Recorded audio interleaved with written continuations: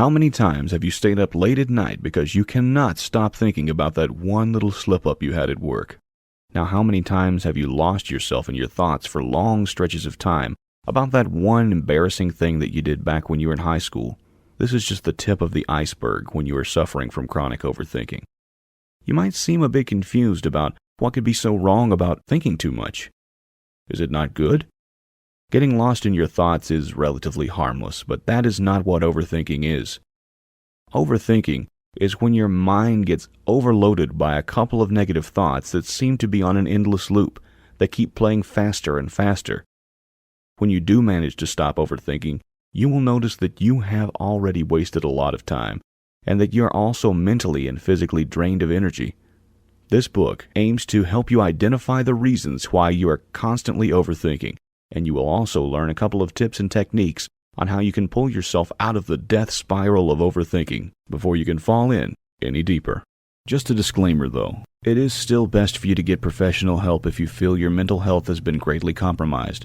This book is just a guide to help you prevent your overthinking from getting any worse, and maybe minimize its effects. But to get rid of it permanently, it is best that you get help from professional psychiatrists. However, if your overthinking problem is not that serious, you can use the tips in this book to make your symptoms more manageable. Chapter 1. How to stop overthinking.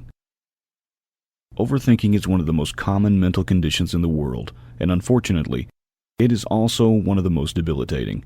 You might think that it is no big deal. Everybody gets lost in their thoughts sometimes, right? But when overthinking hits you, it hits you hard. This is especially troubling if you have trouble with anxiety. Now, if you have any previous experience in falling into the almost endlessly spiraling pit of despair that is overthinking, then you know just how horrible it is. Overthinking can prevent you from enjoying the things that you used to love doing, like going to parties, walking in the park, or just meeting with friends. Overthinking can also negatively affect your performance at work. It makes you lose motivation, makes you procrastinate on your tasks, and thus ruining whatever chances of job progression you might have. Overthinking can also ruin your personal relationships. No one wants to be around a person who is always complaining, cranky, and has such a short temper, so you will have very few friends, and they might not be sticking around for much longer.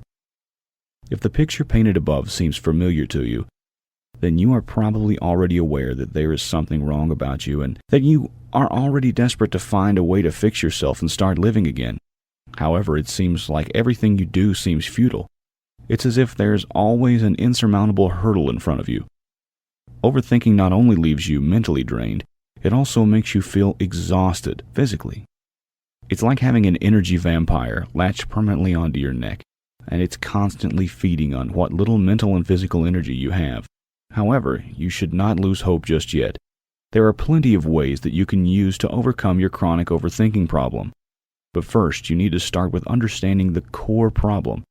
You need to know what overthinking is, and from there, you can start looking for the most viable solutions.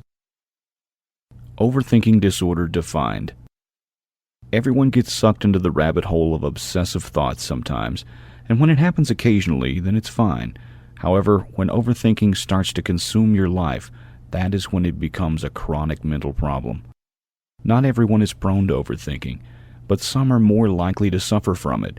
For instance, people with a history of struggling with anxiety are almost always dealing with overthinking and its consequences on a daily basis.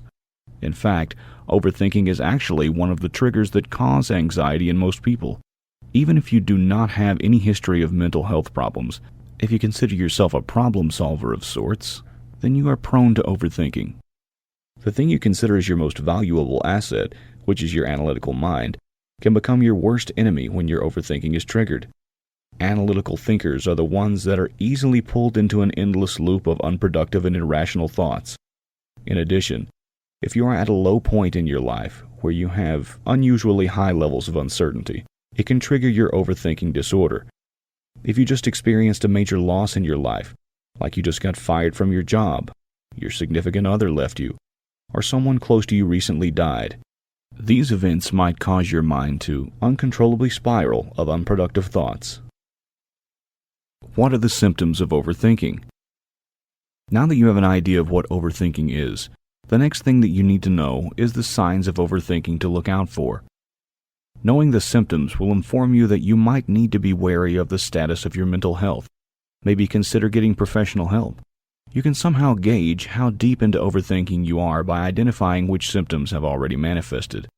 If you find that you have signs of being a chronic overthinker, then you should probably consider getting professional help ASAP.